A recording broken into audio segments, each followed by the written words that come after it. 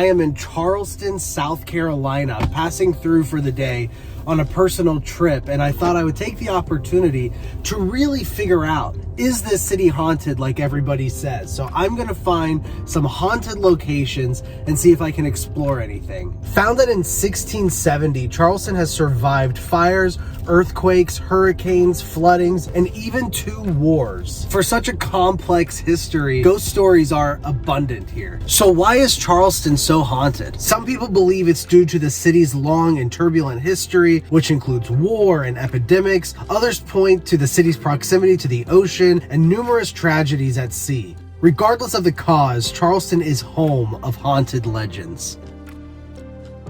I am at the Magnolia Cemetery, one of the most haunted locations inside of Charleston, South Carolina. So this cemetery was established in 1850 and really came at a time where cemeteries became increasingly needed when yellow fever ravaged through Charleston. Its 150 acres show a hauntingly beautiful display of 19th century art and architecture and native wildlife, and even a list of famous burials. Whoa.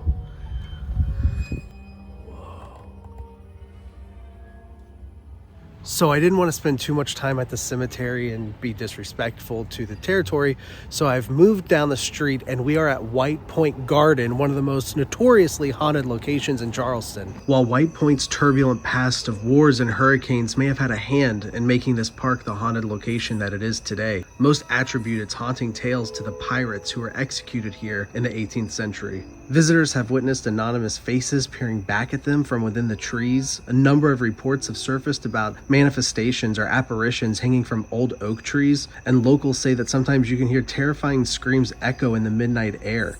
I did bring the spirit box. I thought I would post it up somewhere and just see if we can get anything in the park.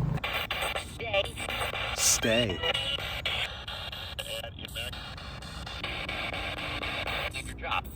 Do your job?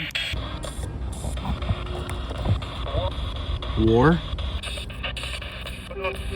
Hello? Who's out here with me? What's your name? Grace or Greg?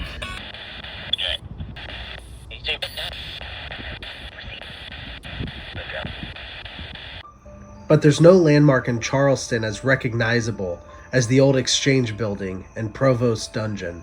So this used to be the old City Hall building that has now been turned into a museum. From 1680 to 1767, Charleston remained a walled city with the intent to keep out the pirates. Those who were caught were shuffled down here into this dungeon until their execution time rolled around. When entering the dungeon here, you can still see the remains of the original city walls, and if you're lucky enough, they say you can catch a glimpse of the no longer living.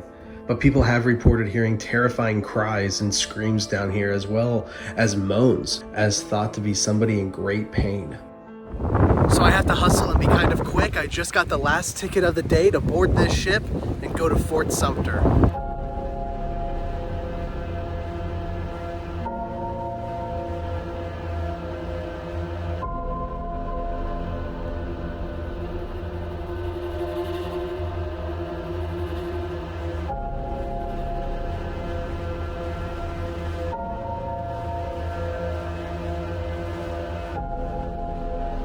You may remember Fort Sumpter from middle school history as the place where the Civil War actually began. The decades of tension between the northern states and southern states came to a head at this fort on the 12th of April in the year 1861. The fort was under direct fire for a total of 280 days. It was the longest siege under fire in U.S. military history. Confederate soldiers suffered at least 52 kills and 267 wounded. Before handing over the fort, Major Robert Anderson ordered his men to perform a traditional 100-gun salute. Unfortunately, on the 47th shot, a gun misfired and killed a Union soldier named Daniel Hugh. It's believed that Hugh's spirit never left Fort Sumpter, and to this day, visitors swear they encounter his apparition walking this area. Charleston was definitely an amazing place to visit. I recommend anybody who's interested in history and spooky stories to check out this area.